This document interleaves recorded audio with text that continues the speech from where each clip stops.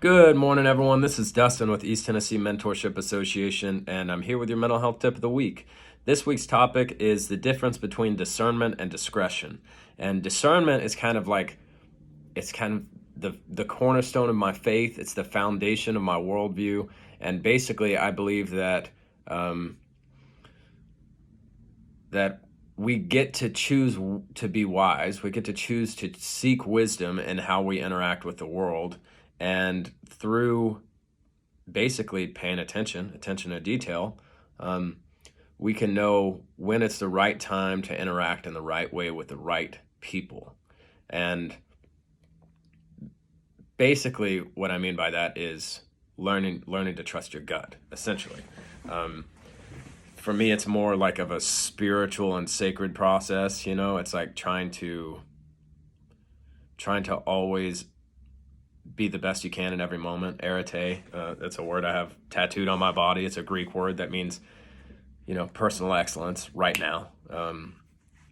And I think that by acting with discernment, we can be productive and we can make steady progress toward achieving our purpose in life. So the first thing is to seek out your purpose and then act with discernment in achieving that purpose. What I noticed was after a while of kind of like trusting my gut, of using this discernment-based way of interacting with the world, is that there are other elements involved. And what I mean by that is at first I became very confident in my ability to know what to do and how to do it and why. I became very comfortable answering these sorts of questions. When was the most complicated question. When do I change jobs? When do I shift careers? When do I open a business? When do I propose? When do I break up with this person who's not right for me? Like those are difficult questions, and I think that's kind of like the second phase of being able to use discernment in an appropriate and a wise way. And so from that,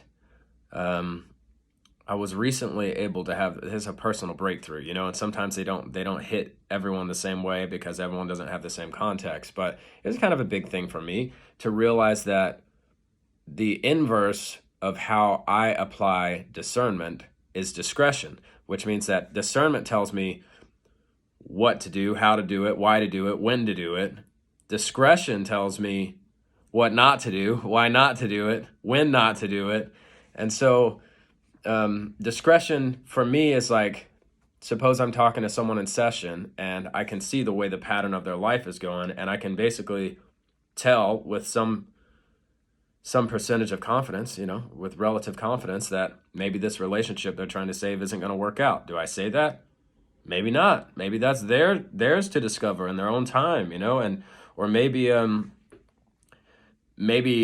you hate your job and you really want to leave, but it's providing you stability that you need right now. And if you just hold fast and make a plan to quit that position and start a new one in 6 months, or maybe you just start searching for a job and don't quit until you have something else in line, that is discretion. And it's the ability to not act because for the sake of wisdom. So let us assume that the goal here is acting and presenting yourself and dealing with the world in a wise way. Then you would use discernment to know when, how, why to act, and discretion to know when, how, why not to. And to some people that might be second nature, but it's not for everybody. And I think sometimes having the language to associate with it is important. And so try it over the next few weeks. We're at the start of a new year.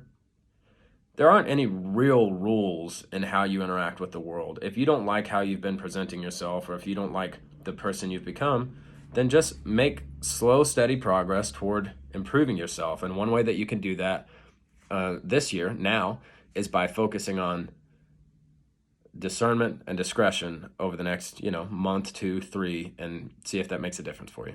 Thanks so much. Y'all have a great week. One announcement. January 14th, 6 o'clock. That's next Friday night as of the making of this video. we're hosting our first yoga event with Carrie.